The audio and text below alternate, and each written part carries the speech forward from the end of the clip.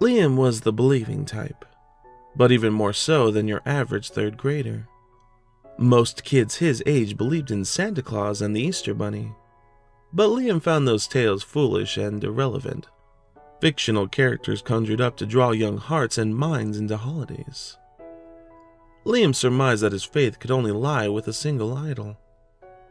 Like an agnostic questioning which deity out of Yahweh, Allah, and Buddha could be the one true God, Liam knew there could only be one authentic holiday totem. There couldn't exist both a Santa and a Tooth Fairy. There could only be one. And for Liam, the one in question was the Pumpkin King. Down the road from Liam's house was a pumpkin patch that stretched on toward the horizon, below which the sun dripped each and every evening. This, Liam believed, was where his holiday deity arose to reward his disciples, young and old. The night on which this happened was All Hallows' Eve, of course. Now, Liam knew in his heart that this Pumpkin King was the one true idol, just as any tiny tot with their eyes all aglow knew that Santa Claus would slide down their chimney with his bag of goodies on Christmas Eve. But the kids at school thought Liam to be asinine for his childlike beliefs. Just like the world's religions, where believers of a talking serpent poke fun at believers of a winged horse, the grade school believers of flying reindeer and Christmas elves cheered at Liam for his devotion to a pumpkin god. When are you going to stop believing in that stupid pumpkin? Hey, Liam, watch me carve the Pumpkin King's face. Santa's real, my parents told me, but my parents said the Pumpkin King isn't real. On his 2-mile walk home, the school's 5th grade bullies, Frankie, Tyler, and Aspen, waited patiently for Liam to walk under the arched stone bridge. When Liam emerged from under it, he was greeted by a shower of cold and slimy pumpkin guts that rained down on his head, immediately followed by sounds of devilish snickering. Word spread through the small South Carolina town that little Liam Henson believed in the occult and would be spending Halloween night in a pumpkin patch, awaiting his pagan deity. A notion that was met with judgmental stares and virtue-signaling gossip from those Bible Belt dwellers. And soon, Liam's parents stopped receiving invitations to local church functions. His older sister was shunned in school, believed to be some sort of witch who, like her brother, bowed to heathen idols. The afternoon of Halloween soon arrived. The classroom was thoroughly decorated for the occasion. Paper cutout jack-o'-lanterns were strung together with yarn and tacked to a corked staff on the wall. A large black cat cutout was pasted on the classroom door, and a jack-o'-lantern bowl filled with candy sat atop the teacher's desk. None of the decorations in school dared to echo anything to do with witches or goblins or vampires or devils, something which would have drawn judgment from more than a few sets of parents. Liam's school held a trick-or-treating event within its walls. Costumed children lined up outside each classroom to receive their treats. He received the usual jeers from his classmates. If they weren't making fun of his devotion to the Pumpkin King, they were laughing at the fact that pumpkin costumes were normally reserved for an infant's first Halloween. It was not until Liam was kindly asked to refrain from the school-wide trick-or-treating, however, that he became most distraught. Liam, I think it's best if you hang out in Principal Revis's office for an hour. His teacher, Miss Volosky, he hated her with a passion. Why? Liam asked quite innocently. Because.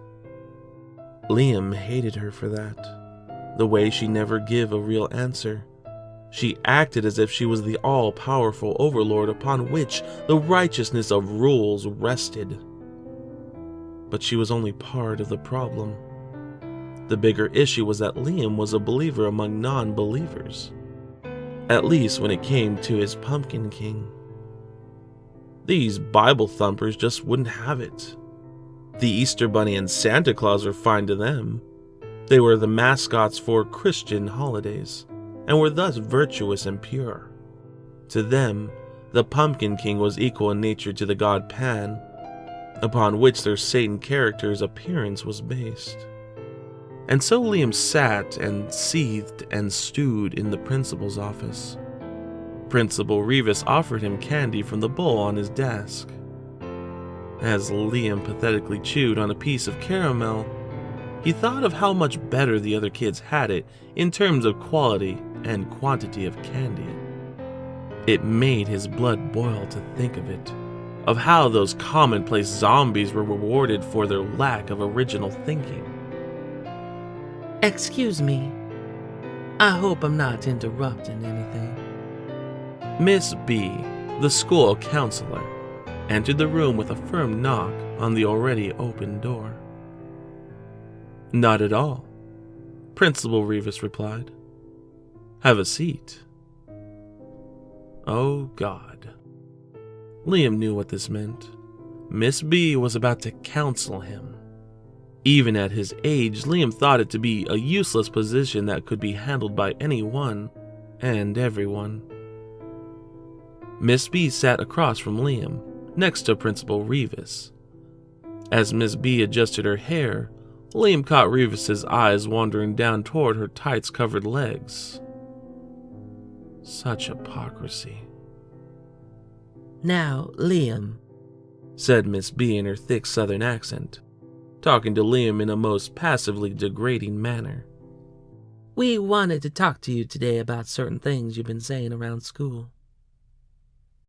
Okay, said Liam, uninterested. Liam, do you know what the word gossip means? Oh boy, here we go. Yes, Liam replied. There was a pause. Miss B was waiting for an answer. Go on then. Tell me. It means to go around saying things that aren't true. That's right. Well, that's sort of what this is about, Liam. Another pause as Miss B stared down Liam with a demeaning puppy dog eyes. Okay, said Liam amidst the awkward air. I hear you've been going around school talking about a thing called the Pumpkin King. Is that true? Yes. Why? Because it's almost Halloween, and every Halloween the Pumpkin King comes out the pumpkin patch and gives presents to all his believers. Now that's not really true though, is it? Yes, it is. Liam, there's no such thing as a Pumpkin King. Are you a God-fearing woman? Miss B was taken aback, and this was twofolds. Not only had young Liam turned the questioning onto her, but he was also asking an intelligent question. Intelligent for his age. She couldn't tell whether he was that mature in intellect, or if he was just repeating something he heard an adult say. Miss B stammered. Yes, I believe in God. Go to church twice a week. Liam grimaced at how she pronounced twice as twice. And do you believe the story about the snake in the garden? Of course. The first story of the Bible. Is a talking snake in a garden less crazy than a talking pumpkin in a patch? Well, Liam, it's important that you understand the difference. The Bible's the work of God. This was going nowhere. Liam quit and spent the rest of the session staring off at a wall as Miss B rattled off Baptist drivel and quotes about dishing dirt that she picked up at a help site for counselors. She is a child, Liam thought. Unenlightened, uneducated. Evening soon came, and there was Liam's older sister, Tara, wearing her glittery witch costume. She scolded him for his stupid beliefs that had garnered so much flock in school and around town. I swear to God, she said, if I hear one more word from you about this stupid pumpkin thing, I'm gonna drop you off in a cemetery overnight. But Liam would not be spending the night in a cemetery. He'd be spending it in the pumpkin patch near his house. Tonight was the night, and it made him grin. All of the torments, the virtue signaling religious fanatics, the bullying, the harsh words, the neglect. It would all pay off this chilly Halloween. Liam left the house, but unlike the hordes of children walking the earth that evening, Liam was not in a costume. He wore jeans and had on a fur coat to keep him warm once the sun fully set. His lack of a costume drew confused stares from the adults who were handing out candy.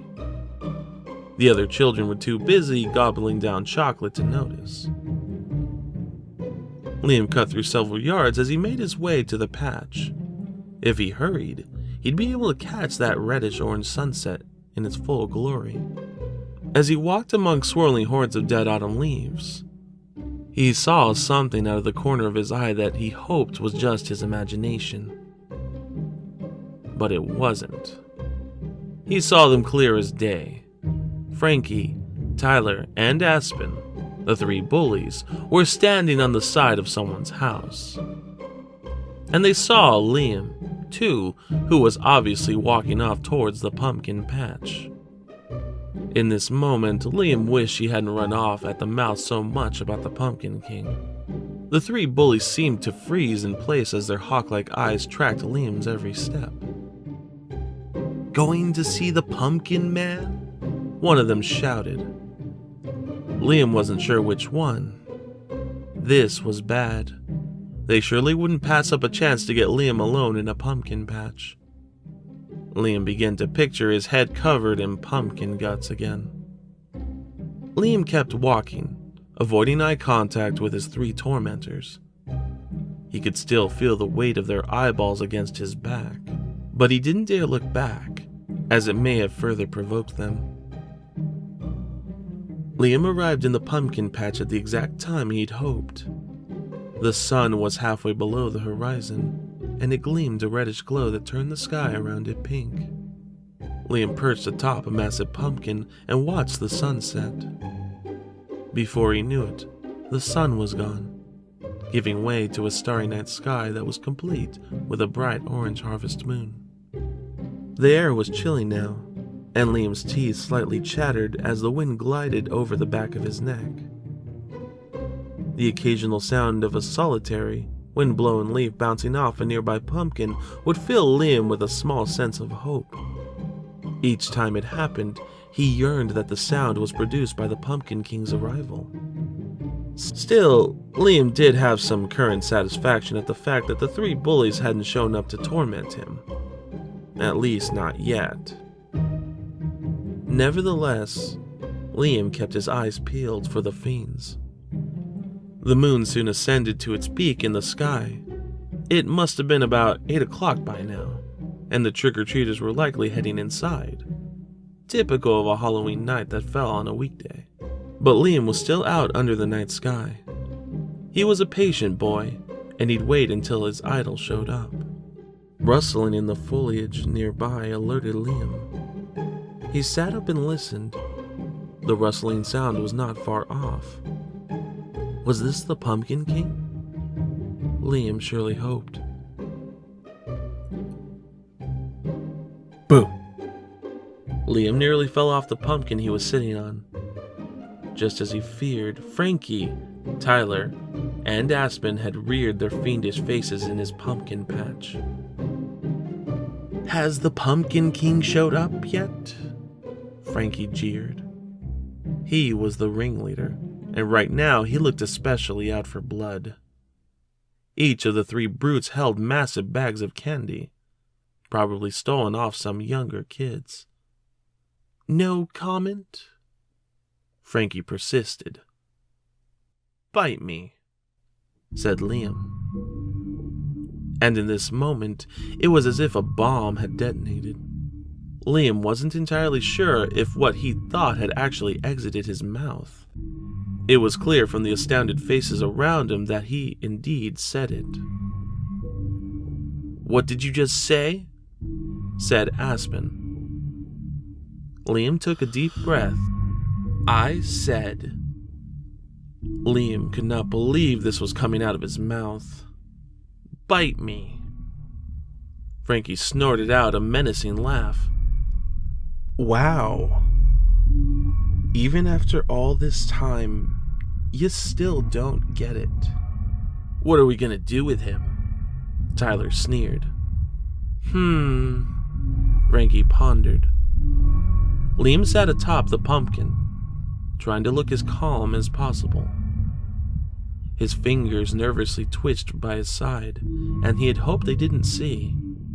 Any sign of weakness from them was like blood in the water. He wasn't sure how he was getting out of this jam.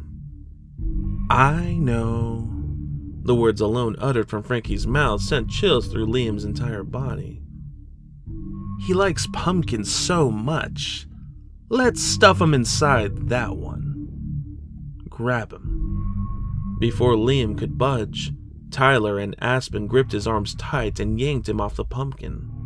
"This one's perfect," said Frankie as he pointed at the large pumpkin. "Tyler, you got the knife?" "Right here." Tyler pulled a large, sheathed hunting knife and tossed it to Frankie.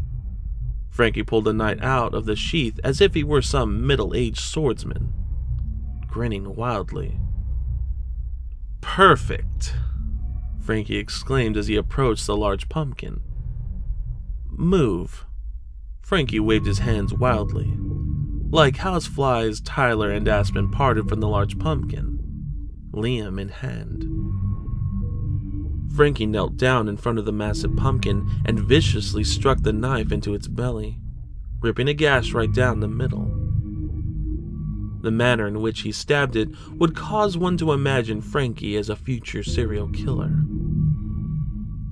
"Aw yeah," said Frankie as he hacked away at the pumpkin's flesh. Tyler and Aspen nodded and snickered as they watched Frankie carve away. Eventually, Frankie had carved a large opening in the pumpkin, just big enough for a human body to be shoved into, but tight enough so that it couldn't be taken out. Frankie gawked at Liam with those crazed eyes, looking quite proud of his work. "And now, we insert our little pumpkin lover. Good luck pulling yourself out." Tyler and Aspen yanked Liam towards the opening of the pumpkin, but they didn't have to use much force, which seemed to puzzle them. Liam was being curiously cooperative, and the fear had all but faded from his face. "What's the matter with you?" asked Tyler, getting right up in Liam's face. "At least try to scream a little. Cry for help, something." Tyler and Aspen came to a screeching halt. They scrutinized Liam's unbelievably calm features, trying to make sense of it. "Aren't you scared?" Aspen asked. "Go ahead and cry for Mom, 'cause she won't hear you when your ass is inside that pumpkin." Liam's relaxed demeanor persisted, but the three bullies also persisted. Tyler jabbed Liam's shoulder with his fingertips. "Cry for help." He jabbed again, repeating his command. Liam did nothing. Not even a flinch. "The hell is going on?" Frankie asked in complete bafflement. "Is he tripping?" Liam wasn't going to give these sadists the satisfaction. All the air from Liam's lungs exited his mouth in a single burst as Aspen's fist smashed the sweet spot of Liam's gut. "Cry for help," Tyler repeated as he, too, punched Liam, this time in the ribs. But Liam stayed defiant. Frankie, meanwhile, looked to be growing impatient. "Move," said Frankie as he approached Liam. Frankie raised the knife, and Liam felt his eyes widening of their own accord. Frankie grabbed the back of Liam's neck and knelt down in front of Liam so that the two were face to face. He brought the tip of the knife up to Liam's chin, holding it just a hair's breadth away. "Cry for help," Frankie commanded. Then, suddenly, a change in the wind. No one could quite put a finger on it, but the atmosphere shifted. A new presence made itself apparent in the pumpkin patch, but wasn't yet seen. And just about every kid who had ever been bullied would have relished the way Frankie's eyes slowly began to fill with fear. They widened as he watched Liam's mouth slowly form into a sadistic grin. "No," said Liam. "You cry for help." Frankie leapt to his feet and held the knife at the ready. He looked panicked, his head rapidly turning in all directions like that of a frightened songbird. "Who's there?" Frankie stammered, his voice cracking. Who's there? Come out or I'll gut you." A cold wind began to move across the pumpkin patch, blowing dead leaves all around, and there was a sudden rustling noise coming from nearby, and one could see the leaves and vines moving around from something crawling among them. "Over there!" Frankie shouted, pointing in the direction of the rustling. He began to approach, his stooges in tow. Liam stayed put, not quite sure if the three even remembered he was there.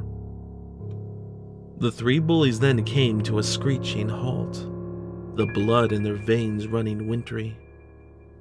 Frankie dropped the knife as he watched the thick pumpkin vine slither across the ground like a boa constrictor. More vines followed, all of them crawling to one collective, centric area in the middle of the patch. As this happened, Liam's menacing smile grew wider and wider. "What the hell's going on?" Aspen shouted. "I don't know," said Frankie, "but I'm out of here." Frankie began to run off, but he hadn't made it 10 steps before one of the pumpkin vines lashed out and snagged his ankle. Frankie fell to the ground, landing right on his face. He was screaming like a little girl. Before the other two had time to react, they too were accosted by the vines, which yanked them to the ground. "Help! Help us!" They all shouted the same thing. With a grin still plastered on his face, Liam turned and watched as the Pumpkin King rose out of the pumpkin patch in all his glory. This had been part of Liam's plan all along. He knew his tormentors would show up, just like last year's 5th grade bully showed, and the year before that, too. For each year, the Pumpkin King demanded a sacrifice, and Liam never failed to produce. The Pumpkin King arose, a 10-foot figure, torso consisting of thick, intertwined vines that wrapped around one another to form a tree trunk of sorts. The head of the king was a large and ripe jack-o'-lantern, filled in its expression. Once again the witness to the great sight, Liam fell to one knee and placed his palms in the dirt, showing his respect. "Help! Help!" The three tormentors continued to shout in a pathetic sort of way, in the way that made them laugh when their previous victims produced the same panicked screaming. "Pumpkin King," said Liam, "I have once again brought you non-believers." "No!" shouted Frankie. We believe, we really, really believe." The Pumpkin King smiled down at Liam. He approved. And with that, the vines that held onto the three screaming brats began to drag them toward the king. They screamed and hollered like they never had before, but no one was coming. Like the mouth of a python, the Pumpkin King's jaw unhinged and his mouth opened wide. Inside the mouth, floating around the squishy guts and seeds, were a few of the skulls and bones from past offerings. The bullies all dug their fingertips into the dirt as they were dragged closer and closer to the Pumpkin King's maw. Their petrified faces, more delightful than Liam had anticipated. "Please," Frankie shouted in a last-ditched effort to save his skin. "Liam, make it stop!" And with that, the three bullies were slurped right into the Pumpkin King's mouth. A loud squelching noise filled the air as their bodies became submerged in the piles of guts inside. Their screams, too, became submerged, muffled, and eventually silenced. The morning after Halloween, candy wrappers littered the streets. Toilet paper was strung out along several front lawns. A handful of people tore down their Halloween decorations at the crack of dawn before the workday began. Among the townspeople returning to their regular lives were 3 sets of worried parents wondering where their boys had gone. Last Frankie's mom had seen of him, he was departing the house with an empty pillowcase and that sycophantic smile as he waved goodbye to her. Aspen's mom had watched as her son departed with Frankie, and Tyler's mom only heard a half-hearted bye uttered by her son, followed by the sound of the back door slamming. Search parties were sent out to look. No one nor nothing turned up. Liam said not a word of it, of course. The day following Halloween was always a somber one for him, because it meant he had to wait another year to see his god. Eventually, the search parties went looking for the 3 missing boys in the pumpkin patch. They searched through the entire patch, looking for any signs of the missing boys. A watch, a glove, a bag of candy, anything. And after the search parties rummaged through the pumpkin patch, Liam found himself watching the story on the news that evening. As he plucked the peas from his otherwise satisfactory pot pie, he smirked at the image on the television screen. His very own handiwork. The phrase, INRI carved into the side of a pumpkin.